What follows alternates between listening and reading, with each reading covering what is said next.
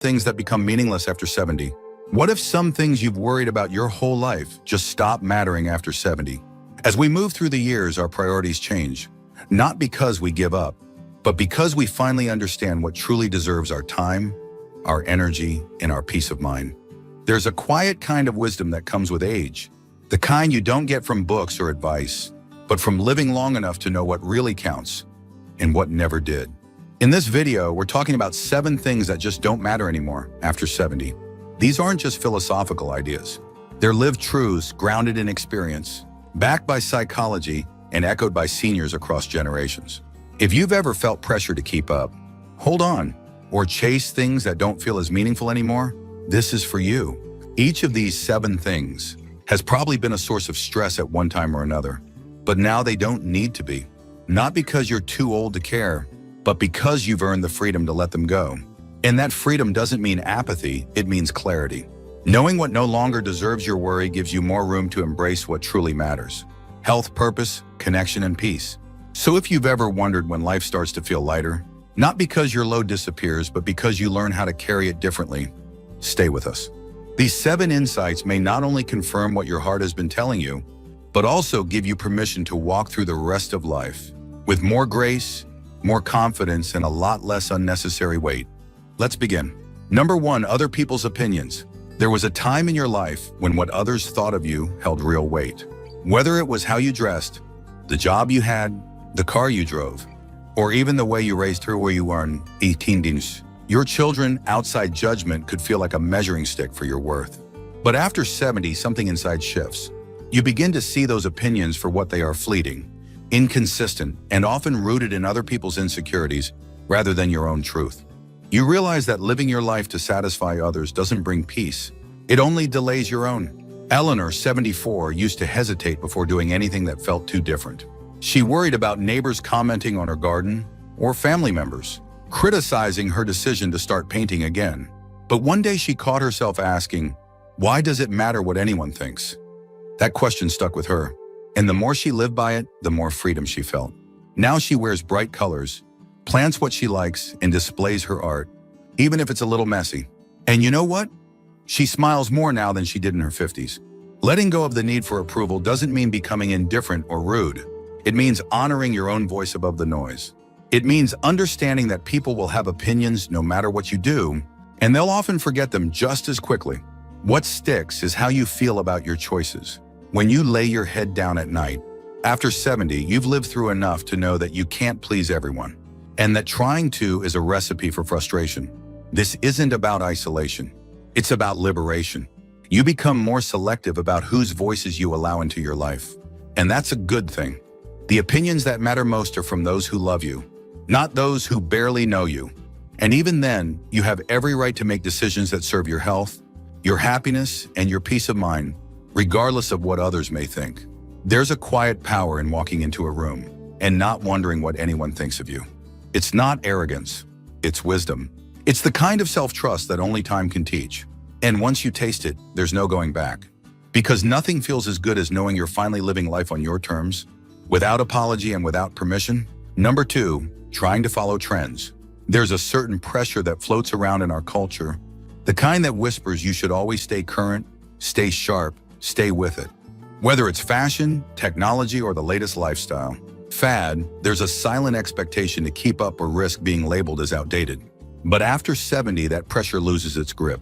You begin to see how shallow most trends really are, how quickly they rise and fall, and how little they actually contribute to your joy, your comfort, or your sense of self. Harold, 78, used to wear what everyone else was wearing. If the jeans were tighter, he bought tighter jeans. If the phone got smarter, he upgraded, even when he didn't need to. But it wasn't until he bought a pair of soft corduroys that fit just right and went back to reading paper books, because he liked the smell and feel of them, that he realized he didn't care about being trendy. He cared about being comfortable, about being himself, and that shift gave him more peace than any new gadget ever had. Trends are designed to make you feel like you're missing something. They sell urgency, an illusion that if you don't act now, you'll be left behind. But once you cross a certain line in life, you see clearly that the only thing worth chasing is what actually serves you. If a style flatters you, wear it. If a new tool makes your life easier, use it. but never feel obligated to change. Just because someone else says it's the new thing, there's dignity in choosing timelessness over trendiness. There's strength in honoring your own rhythm. At this stage, you've seen enough styles return full circle to know that what's in today was out yesterday and might be back again next year. That's not a game you need to play anymore. You've already won the one that matters, knowing who you are and what makes you feel good in your own skin. So wear the shoes that support your feet. Listen to the music that soothes your soul. Decorate your space with what brings you peace, not what's popular. Because real confidence isn't about being on trend. It's about being unapologetically at home in your life. If you're still watching this video and finding these insights valuable, please comment number 2 below to let me know you're here. And if you haven't subscribed yet, I recommend you subscribe and turn on the bell so you don't miss any videos. Your support helps us continue creating good content to inform and inspire you. Now let's move forward. Number 3, regretting the past. We all carry a few moments we wish we could rewrite, a missed opportunity, a harsh word spoken, a decision we might have handled differently.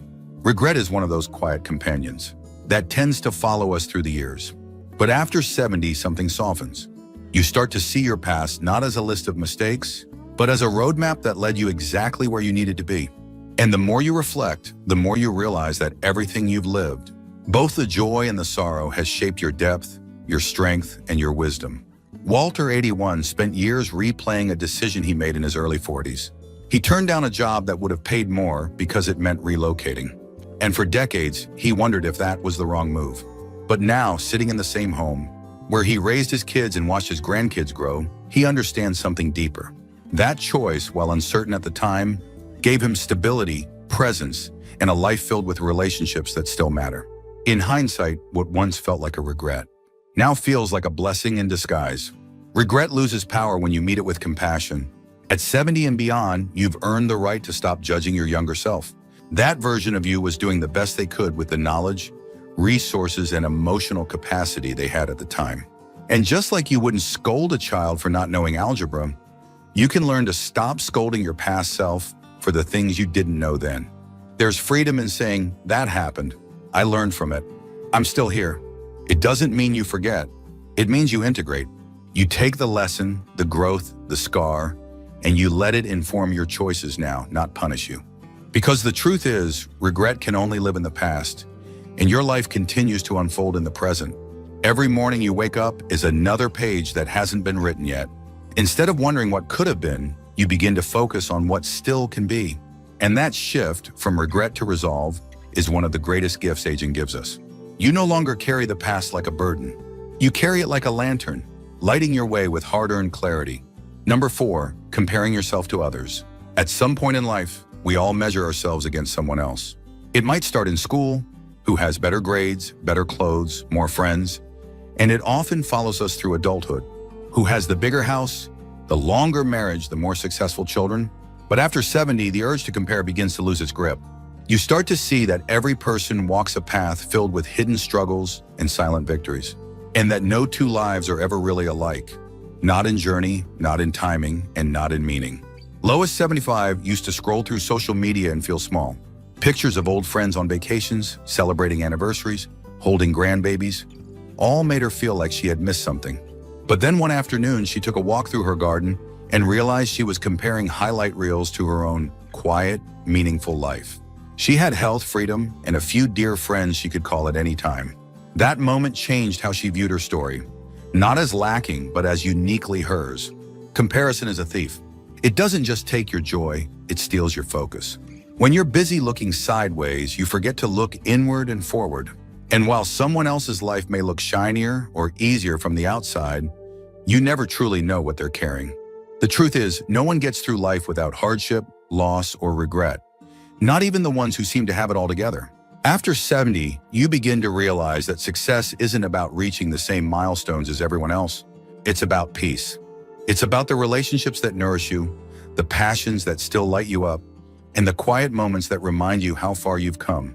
You've lived through enough seasons to know that comparison is almost always based on incomplete information, and that the most powerful metric is not how your life looks, but how it feels. So let others live their stories while you continue writing your own. Let their wins inspire you without diminishing your own journey. You don't have to match anyone. You just have to be faithful to who you are, where you are, and what matters most to you now. If you're still watching this video and finding these insights valuable, please comment number 4 below to let me know you're here. And if you haven't subscribed yet, I recommend you subscribe and turn on the bell so you don't miss any videos. Your support helps us continue creating good content to inform and inspire you. Now let's move forward. Number 5, pushing your body beyond its limits. In earlier decades, many of us believed we had something to prove about strength, stamina, or simply our ability to keep up. Whether it was lifting heavy things without asking for help, working through pain, or pretending not to feel tired, we often ignored our body's quiet requests for rest in the name of pride or productivity. But once you reach 70, a new kind of wisdom settles in, one that tells you it's not weakness to slow down, it's wisdom. It's not defeat to rest, it's respect. And it's not lazy to protect your energy, it's an act of self-preservation. Charles 80 used to insist on mowing his own lawn every week, even in the summer heat. He told himself it was good exercise, that he was staying independent. But after a dizzy spell one afternoon landed him at the doctor's office, he realized something had shifted. His body wasn't asking him to stop, it was asking him to listen.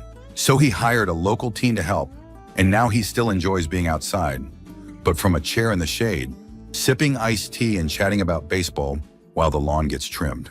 He didn't lose anything by stepping back, he gained peace. At this stage in life, your value isn't tied to how much you can carry, how far you can walk without resting, or how fast you bounce back from strain. You've spent a lifetime using your body to care for others, to build a home, to make a living. Now your body deserves your care in return, and that means listening to the whispers before they become shouts. It means honoring your limits without shame. When you stop pushing for the sake of appearances, you open space for healing. You start to notice the subtle cues your body gives you, and you respond with kindness instead of judgment. You learn to stretch gently, to walk at your own pace, to take naps when needed, and to ask for help without embarrassment. There is strength in knowing when to act and when to pause. Rest isn't quitting. It's a form of participation in your own longevity. And pacing yourself is not about doing less. It's about doing what matters most, with presence and clarity. You don't need to prove anything to anyone anymore, not even to yourself. You've already done more than enough. And now you have the right to move through life with ease, grace, and a full heart. Number 6, holding on to grudges. There's something heavy about resentment, even when it's buried deep. It lingers quietly, coloring your thoughts, draining your energy, and keeping parts of your heart closed off. In younger years, holding a grudge can feel like a form of protection. Like if you stay angry, you're guarding yourself from being hurt again. But by the time you reach 70, you start to realize how much those old wounds cost you. And suddenly, the energy it takes to stay angry just doesn't seem worth it anymore. Phyllis, 79, had a falling out with her sister when they were in their 50s. The details faded over time, but the distance remained. For years, every family gathering came with tension and polite avoidance. But after a recent surgery reminded her how fragile life could be, Phyllis picked up the phone. They talked for an hour, not about the past, but about their grandkids, their gardens, and their memories. That call didn't erase everything, but it softened the edges. It gave them both peace they hadn't felt in years. Letting go of a grudge doesn't mean saying what happened was okay. It means deciding that your peace matters more than your pain. It means recognizing that forgiveness isn't always for the other person, it's for you. Because when you carry bitterness for too long, it begins to take up space that could be filled with joy, connection, and healing. There's freedom in releasing old anger. There's lightness in choosing not to rehearse that old conversation one more time in your head. You begin to understand that people are flawed, complicated, and often hurt others from their own places of pain. And while that doesn't excuse the harm, it explains it. It helps you soften, not for their sake, but for yours. Forgiveness doesn't always require reconciliation. Sometimes it simply means saying, "I'm done carrying this," and setting it down. It means giving yourself permission to move forward without dragging the weight of the past behind you. You've got better things to carry now: hope, joy, curiosity, and love. And those things thrive in a heart that's not tangled up in old pain. If you're still watching this video and finding these insights valuable, please comment number 6 below to let me know you're here. And if you haven't subscribed yet, I recommend you subscribe and turn on the bell so you don't miss any videos. Your support helps us continue creating good content to inform and inspire you. Now let's move forward. Number 7, rushing to meet someone else's timeline. All throughout life, we're told there's a schedule we're supposed to follow. Graduate by this age, settle down by that age, Retire at this point, find love by that point. It's a script most of us have felt pressured to perform, and if we didn't hit those marks on time, we often felt behind, as if we'd somehow missed our chance. But after 70, that entire framework starts to fall apart. You begin to see how artificial those deadlines really were, and how much joy exists outside of the so-called schedule. Henry, 82, started taking piano lessons last year. He'd always wanted to play, but never had the time or the nerve to start. He worried he'd be too slow, too stiff, or just too late. But now every morning, his fingers move across the keys with shaky determination and quiet pride. He doesn't care about mastering it. He cares about the music, the curiosity, the feeling of doing something just for himself. And that's what makes it beautiful. After 70, you begin to understand that nothing meaningful in life has an expiration date. Love, learning, creativity, healing, these things don't stop because of a number. They expand when given room. And the truth is, rushing towards someone else's idea of success only distracts you from discovering your own. Whether you start a hobby, mend a relationship, or take a leap of faith, the timing is perfect if it feels right to you now. Letting go of the race doesn't mean giving up. It means waking up. Waking up to the fact that the most fulfilling chapters of your life might still be unwritten. That your story doesn't need to match anyone else's outline to be meaningful. And that joy, growth, and discovery aren't reserved for the young, they're reserved for the willing. So if something's been tugging at your heart, don't ask if it's too late. Ask instead, is this still calling me? If the answer is yes, then it matters. And if it matters to you, that's enough. You're not behind. You're right where you're meant to be, writing a life that honors your own pace, your own desires, and your own truth. Final thoughts. As we wrap up this video, take a moment to reflect on the 7 things we've explored. Which ones felt familiar? Which ones gave you permission to breathe a little easier, to be a little kinder to yourself? Maybe you recognize that you've already let go of some of these, or maybe this is the first time you're realizing how much unnecessary weight you've been carrying. Either way, there's no better time than now to lighten the load. Life after 70 is not a winding down, it's a waking up. A waking up to your own voice, your own needs, your own rhythm. It's when you stop chasing things that don't serve you and start treasuring the things that do. You've earned this peace not by avoiding hardship, but by walking through it. And every step you've taken, even the ones you questioned, brought you to this place of clarity. Letting go of what doesn't matter isn't about becoming indifferent. It's about becoming intentional, about choosing presence over pressure, joy over judgment, and depth over distraction. And the more you embrace that, the more room you make for connection, purpose, and meaning in the years ahead. So as you move forward, remember, you don't need to keep up. You don't need to look back. You only need to be here, fully present, fully yourself, and fully open to what still awaits. Because what doesn't matter anymore has cleared the way for what truly does. Thank you for joining us today. We'd love to hear from you. Leave a comment below and share one thing you learned today and how you plan to use it in your life. Your thoughts are important to us, so don't hesitate to share them. Reading your comments gives us great motivation and encouragement. If you enjoyed this video and found it helpful, please like, subscribe, and share. Your support helps us continue creating good content to inform and inspire you. Thanks for watching, and we look forward to seeing you in the next video.